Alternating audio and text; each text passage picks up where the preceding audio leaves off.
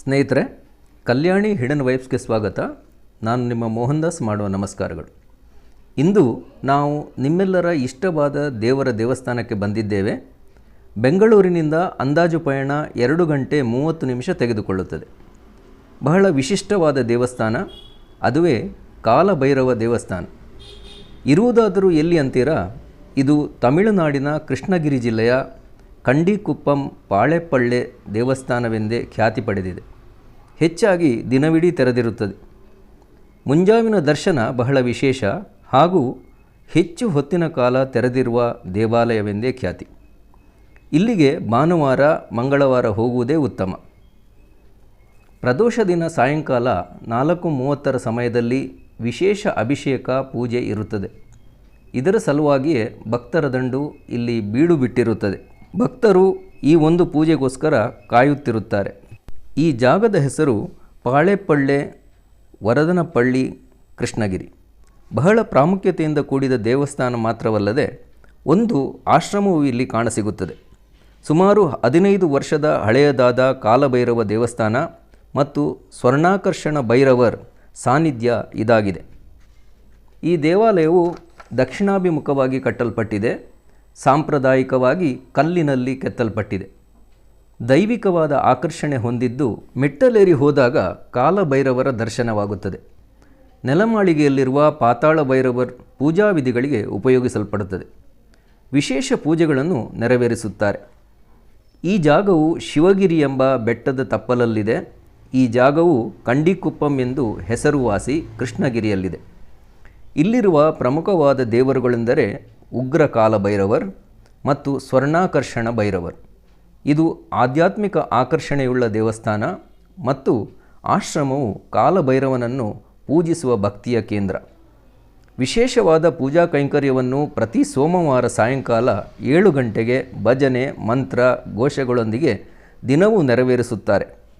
ಇದನ್ನು ತವಾದಿರು ಭೈರವ ಸ್ವಾಮಿಗಳು ಭಕ್ತಿಯಿಂದ ನೆರವೇರಿಸುತ್ತಾರೆ. ಅದು ಅಲ್ಲದೆ ಭಕ್ತಾದಿಗಳು ಸ್ವತಃ ತಾವೇ ಹೋಗಿ ಪೂಜೆ ಮಾಡುವ ಅವಕಾಶ ಎಲ್ಲರಿಗೂ ಇದೆ. ಪ್ರಾತಃ ಕಾಲ 8 ಗಂಟೆಯಿಂದ ರಾತ್ರಿ 9:30 ದೇವಾಲಯವು ತೆರೆದಿರುತ್ತದೆ.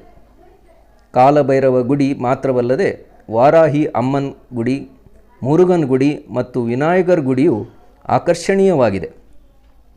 ಇಲ್ಲಿಯ ದೇವಾಲಯದ ಎದುರುಗಡೆ 3 ಬೆಟ್ಟಗಳು ಕಾಣಿಸುತ್ತವೆಯಲ್ವಾ? ಅದು ಬ್ರಹ್ಮ, ವಿಷ್ಣು, ಮಹೇಶ್ವರರ ಬೆಟ್ಟವೆಂದು ಹೇಳಲಾಗುತ್ತದೆ. ಈ 3 ಹೆಸರಲ್ಲಿ 3 ಬೆಟ್ಟಗಳು ಇವೆ. ಈ ದೇವಸ್ಥಾನವು ಮುಮ್ಮೂರ್ತಿ ಬೆಟ್ಟಗಳ ತಪ್ಪಲಿನಲ್ಲಿರುವ ಕಾರಣ ಇಲ್ಲಿ ಭಕ್ತಾದಿಗಳು ಧ್ಯಾನ, ತಪ ಹಾಗೂ ಮನಸ್ಸನ್ನು ಭಗವಂತನಲ್ಲಿ ಕೇಂದ್ರೀಕರಿಸಿ ಭಗವಂತನನ್ನು ಒಲಿಸಬಹುದು ಅಂತ ಹೇಳುತ್ತಾರೆ. ಕಾಲಭೈರವನಲ್ಲಿರುವ ಭಕ್ತಿ ಎಂದಿಗೂ ಫಲಿಸದೇ ಇರದು. ಆತನನ್ನು ನಂಬಿದವರೆಷ್ಟೋ, ಪೂಜಿಸುತ್ತಾ ಇದ್ದವರೆಷ್ಟೋ, ನಂಬಿಕೆಯಿಂದ ಅನುದಿನವೂ ನಿರಂತರವಾಗಿ ಧ್ಯಾನಿಸಿ, ಭಜಿಸಿ, ಪೂಜಿಸಿ ಆತನನ್ನು ಒಲಿಸಿಕೊಳ್ಳುವವರು ಕೋಟಿ ಕೋಟಿ ಭಕ್ತರು. ಕಾಲಭೈರವನೆಂದರೆ ಯಾರು?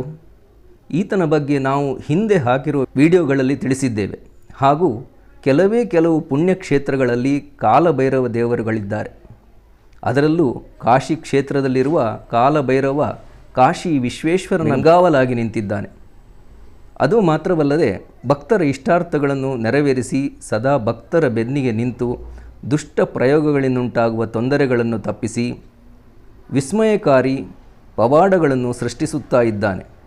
ಇದಕ್ಕೆ ಕಾಶಿಯಲ್ಲಿರುವ ಸುತ್ತಮುತ್ತಲಿನ ರಾಜ್ಯಗಳಿಂದ, ದೇಶ ವಿದೇಶಗಳಿಂದ ಭಕ್ತರು ಬಹಳ ಪ್ರೀತಿಯಿಂದ ದರ್ಶನ ಪಡೆಯಲು ಹೋಗುತ್ತಾರೆ.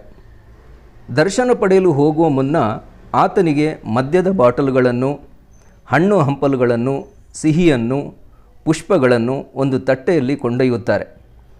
ಆತನಿಗೆ ನೈವೇದ್ಯ ಮಾಡಲಾಗುತ್ತದೆ. ಇದು ಉತ್ತರ ಭಾರತದಾದ್ಯಂತ ಬಹಳ ಜನಪ್ರಿಯತೆ ಪಡೆದ ಪುಣ್ಯಕ್ಷೇತ್ರ. ಇಲ್ಲಿ ಕಾಲಭೈರವನು ಸದಾ ಜಗತ್ತಿನ ಮಾತಾಪಿತೃಗಳಾದ ಕಾಶಿ ವಿಶ್ವನಾಥ ಹಾಗೂ ವಿಶಾಲಾಕ್ಷಿಯರ ಬೆಂಗಾವಲುಗಾರನಾಗಿ ಕಾಯುತ್ತಿದ್ದಾನೆ. ಆದರೆ ದಕ್ಷಿಣ ಭಾರತದಲ್ಲಿ ಈಗ ನಾವು ನೋಡುತ್ತಿರುವ ತಮಿಳುನಾಡಿನ ಕಂಡಿಕುಪ್ಪಂನ ಕಾಲಭೈರವನನ್ನು ಸ್ವರ್ಣಾಕರ್ಷಣ ಕಾಲಭೈರವರ್ ಎಂದು ಕರೆಯುತ್ತಾರೆ. ಏಕೆಂದರೆ ಇಲ್ಲಿಗೆ ಬಂದವರಿಗೆ ಈ ದೇವರು ಬಂಗಾರ, ಪ್ರಾಪಂಚಿಕವಾದ ಅಭೂತಪೂರ್ವ ಸಕಲ ಭೋಗ ಭಾಗ್ಯಗಳನ್ನು ಇಚ್ಛಿಸಿದ್ದನ್ನು ಕರುಣಿಸುತ್ತಾನೆ ಎಂದು ಪ್ರತೀತಿ. ಅದಿರಲಿ, ನಾನು ನಿಮಗೆ ಹೇಳಿದ್ದೆ ಏನೆಂದರೆ, ಕಾಲಭೈರವನ್ ಯಾರು? ಕಾಲಭೈರವನೆಂದರೆ ಭಯಾನಕ ಭೀಭತ್ಸ ಶಿವನ ಸೃಷ್ಟಿ. ಆತನು ಕಾಲನ ಉನ್ನತ ಪ್ರತಿರೂಪ. ಭೀತಿ ಹಾಗೂ ಅಜ್ಞಾನವನ್ನು ಹೋಗಲಾಡಿಸುವವನೆಂದು, ಕಾಶಿ ಪಟ್ಟಣ ಹಾಗೂ ದೇವರುಗಳನ್ನು ಕಾಯುವವನೆಂದು, ರಕ್ಷಕನೆಂದು, ಈತನನ್ನು ಪ್ರಕೃತಿಯ ಅಗಣಿತ ಕಾಲವೆಂದು, ಅಹಂಕಾರವನ್ನು ಹಿಮ್ಮೆಟ್ಟಿಸುವವನೆಂದು, ಕರ್ಮಫಲಗಳಿಂದ ಮುಕ್ತಿ ಕೊಡುವವನೆಂದು, ಜೀವಾತ್ಮನಿಗೆ ಮುಕ್ತಿಯ ಹಾದಿಯನ್ನು ತೋರಿಸುವವನೆಂದು ಬಣ್ಣಿಸಲಾಗಿದೆ. ಈತನ ಪಾತ್ರ ಮತ್ತು ಸಂಕೇತವೇನೆಂದು ಅರಿತಾಗ ಕಾಶಿ ಪಟ್ಟಣದ ಕೊತ್ವಾಲನೆಂದೇ ಖ್ಯಾತಿಗೊಂಡನು. ಭಕ್ತಾದಿಗಳು ಕೆಡುಕುಗಳಿಂದ ಪಾರು ಮಾಡಲು, ಅವಘಡದಿಂದ ತಪ್ಪಿಸಿಕೊಳ್ಳಲು, ಅಪಘಾತಗಳಿಂದ ತಪ್ಪಿಸಿಕೊಳ್ಳಲು ಹಾಗೂ ಸಾವಿನಿಂದ ಪಾರು ಮಾಡಲು ಆತನ ಮೊರೆ ಹೋಗುತ್ತಾರೆ. ಆತ ತನ್ನ ಕೈಗಳಲ್ಲಿ ತ್ರಿಶೂಲ ಮತ್ತು ಬುರುಡೆಯನ್ನು ಹೊಂದಿದ್ದಾನೆ. ಇದು ಉತ್ಪತ್ತಿಯ ಮೇಲಿನ ಕಡಿವಾಣ ಮತ್ತು ಸಮಯವನ್ನು ಕಳೆಯುವುದರ ಸಂಕೇತವಾಗಿದೆ.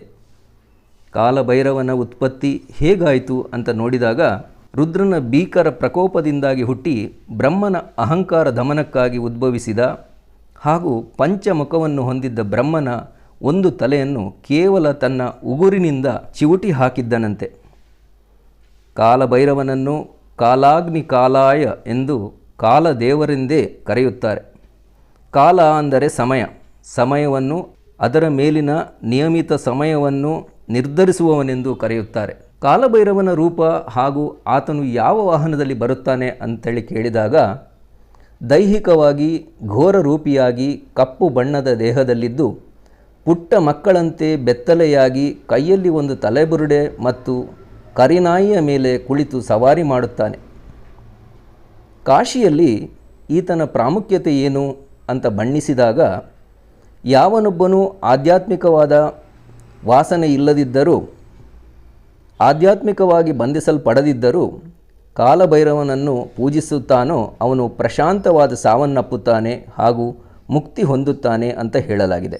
ಕಾಲಭೈರವನೆಂದರೆ ತಂತ್ರ ಮಂತ್ರಗಳನ್ನು ಆಚರಿಸುವವರಿಗೆ ಶಕ್ತಿಶಾಲಿ ಅಂತಿಮ ಶುದ್ಧೀಕರಣ ಮಾಧ್ಯಮದ ಮುಖಾಂತರ, ಅಂದರೆ ಭೈರವಿ ಯಾತನ ವಿಧಿಯಿಂದ ಮುಕ್ತಿಯನ್ನು ದಯಪಾಲಿಸುತ್ತಾನೆ.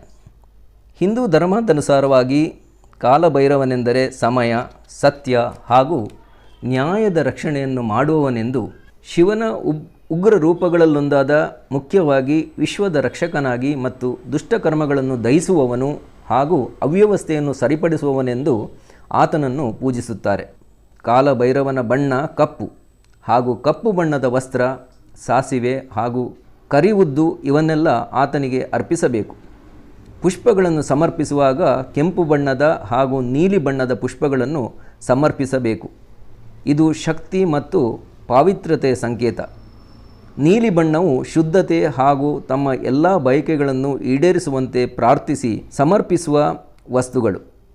ಇದರಿಂದ ಎಲ್ಲ ಬೇಡಿಕೆಗಳು ಪರಿಪೂರ್ಣವಾಗುತ್ತದೆ. ಹಾಗೂ ಕಪ್ಪು ಬಣ್ಣದಿಂದ ಕೂಡಿದ ಸಾಸಿವೆ ಮತ್ತು ಕರಿವುದ್ದು ನಕಾರಾತ್ಮಕ ಶಕ್ತಿಗಳನ್ನು ಹೊಡೆದೋಡಿಸಲು ಪೂರಕವಾಗಿದೆ. ದೂರದ ದೇವಸ್ಥಾನಕ್ಕೆ ಭೇಟಿ ಕೊಡೋ ಸಂದರ್ಭದಲ್ಲಿ ಭಕ್ತಾದಿಗಳ ಮನದಲ್ಲಿ ಊಟೋಪಚಾರದ ವ್ಯವಸ್ಥೆ ಬಗ್ಗೆ ಪ್ರಶ್ನೆ ಬಂದೇ ಬರುತ್ತದೆ. ಏನೂ ಯೋಚಿಸಬೇಡಿ, ದಿನದ 3 ಹೊತ್ತು ಇಲ್ಲಿ ದೇವರ ಅನ್ನಪ್ರಸಾದವನ್ನು ಭಕ್ತಾದಿಗಳಿಗೆ ಸಂತರ್ಪಣೆ ಮಾಡುತ್ತಾರೆ ಹಾಗೂ ಪ್ರತ್ಯೇಕವಾದ ಭೋಜನ ಶಾಲೆಯೂ ಇದೆ. ಆಶ್ರಮದಲ್ಲಿ ಪ್ರಾಣಿ ಪಕ್ಷಿಗಳಿಗೆ ಸಾಕಿರೋದನ್ನು ನಾವು ಕಂಡಿದ್ದೇವೆ. ಆಶ್ರಮದ ಗೋಶಾಲೆಯು ಹಲವಾರು ಗೋವುಗಳಿಗೆ ಆಶ್ರಯವಾಗಿದೆ. ಭಕ್ತಾದಿಗಳಿಂದ ಗೋಶಾಲೆಗೆ ಸಹಾಯಧನ, ದೇಣಿಗೆ, ಅಕ್ಕಿ, ಬೆಲ್ಲ, ಬೂಸವನ್ನು ದಾನವಾಗಿ ಸ್ವೀಕರಿಸುತ್ತಾರೆ. ಒಂದು ಸುಂದರ, ಸ್ವಚ್ಛ, ಪ್ರಶಾಂತ ಪ್ರಕೃತಿಯ ಮಡಿಲಲ್ಲಿ ಈ ದೇವಾಲಯವು ನೆಲೆಗೊಂಡಿದೆ.